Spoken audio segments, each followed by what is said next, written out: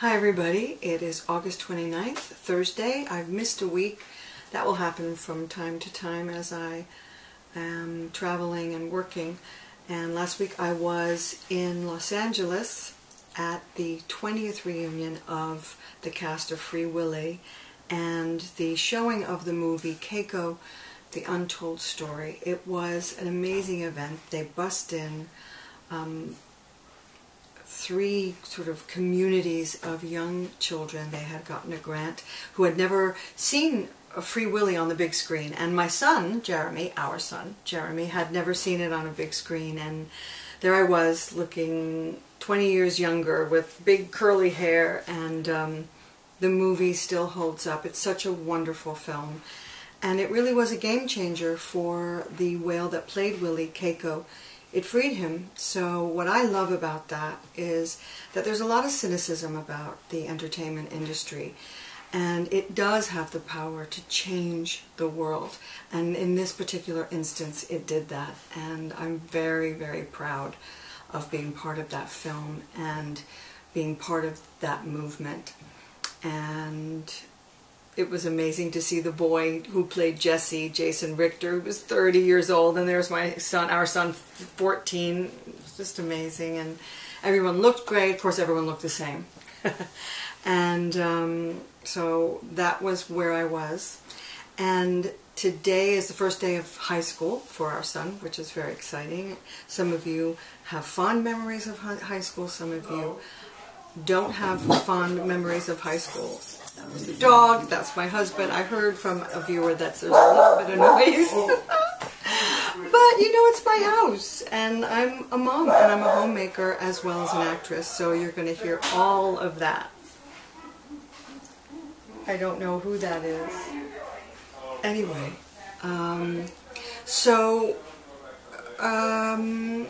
That's exciting. And what's great about the high school that he's going to, and I wanted to share this, is they played the Ashton Kutcher YouTube video from the awards that he got, where we talked about what is opportunity, and for him opportunity looks like hard work, that every step you take is a way to accomplish something towards the goal that you have. So opportunity looks like hard work. Sexy is a smart mind. We can't do this. So I'm back. There was a little noise explosion. I forgot to announce to my husband that I was actually doing this, and as I said, this is my home, so we had a lot of noise. So anyway, where was I, Heather? What was I talking about? Free Willy? High school.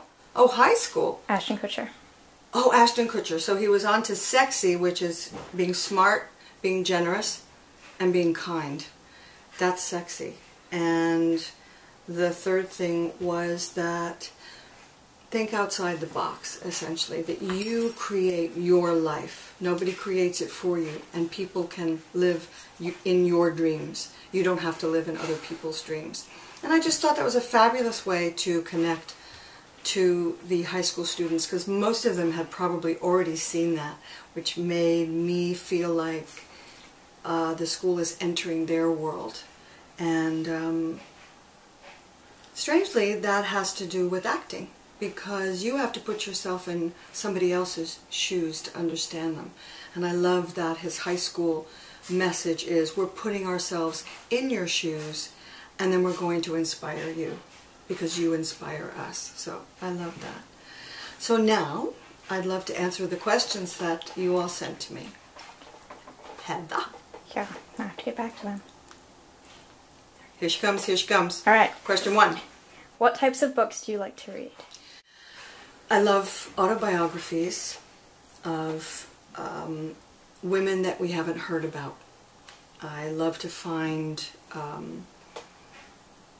those stories, because I love to tell more stories about women that we haven't heard about. One of the women you probably haven't heard about is a woman named Louis Andreas Salome. Is that my phone? Mm-hmm. Yes, of course. They'll call me back.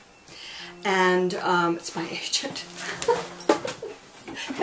It actually is my agent. Anyway, I'll call them back because I'm busy with you. And Lou Andrea Salome was Nietzsche's protege. She was worked with Freud, and Ibsen felt that she was the person who understood his work the best. Have you heard of her? No. Years ago I wanted to do a movie about her, and it's funny because at that time I had heard that Robin Wright of House of Cards was going to be doing something about her, but that never happened, to my knowledge.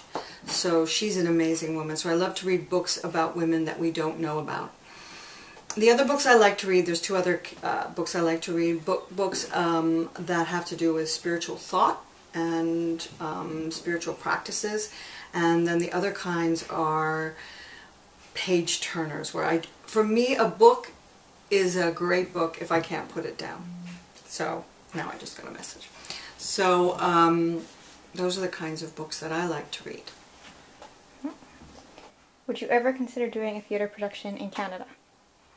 Yeah, I do theater close to home these days because we have a young son and we live in the Berkshires.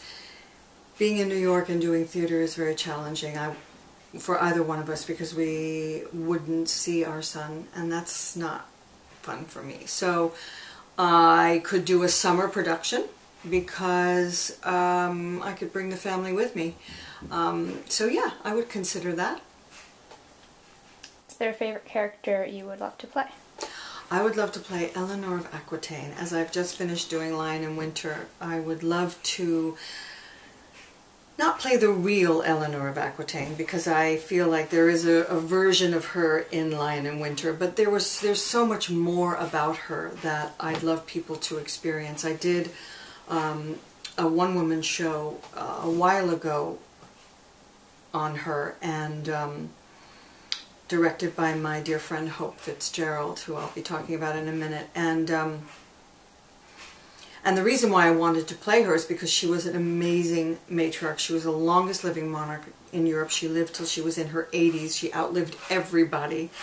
Very powerful, and she was born in the south of France where women had a lot more power per se, just personal power and political power. So I would love to play her one day. Alright, what color eyes do you have? My eyes are green, for all you folks out there who think they're blue. Depends what I'm wearing. For example, I'm wearing blue today, so they might shine a little bit blue, but I have green eyes with a little blue and actually yellow in them, a lot of yellow. My last one is, what drew you to this area and what do you like best about living here? What drew me here were several things. My husband grew up here, coming up here every weekend to the Berkshires, and we would come here when we wanted to get away from home, which was in Connecticut, and we would always look for houses. It's absolutely beautiful here. The countryside is very English, and I think that appeals to the English girl in me. And the lifestyle for our son is very much what I grew up with, which is that he can go out the house, run down to town, go get a pizza, watch a movie if he wants to, go around the corner and swim, run to a friend's house, and he's not dependent on me to drive him. And I love that. It's a wonderfully artistic community, and who I am and what I do is known, but it's not such a big deal. At least that's the way I feel here. So I feel like I get to be, not anonymous, but I just get to be who I am. I just get to be a person in and amongst other people who work and raise children and have dreams and artistic aspirations, or just work in the bank, and we all just hang together. So I love that about being here. So those are all the questions. I wanted to give an acting tip and also recommend a book. The book I would like to recommend is The Mystic in the Theater, which is really the only acting book I've ever read. I love it. It's about Eleanor Duse, another woman actually I would love to play.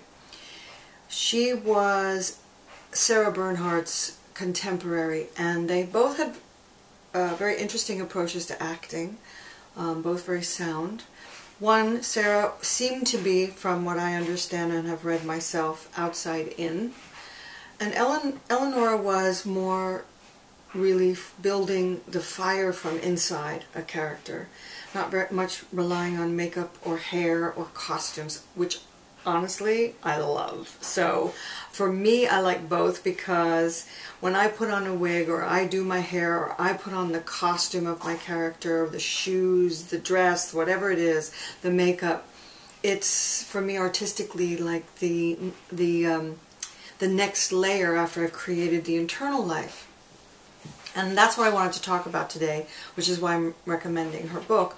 The internal life of your character as you're building it comes from so many different places. But one of the things that I learned in high school from my high school drama teacher, who I would say everything I learned in high school, I don't remember kindergarten, is that you are endowing your environment with importance.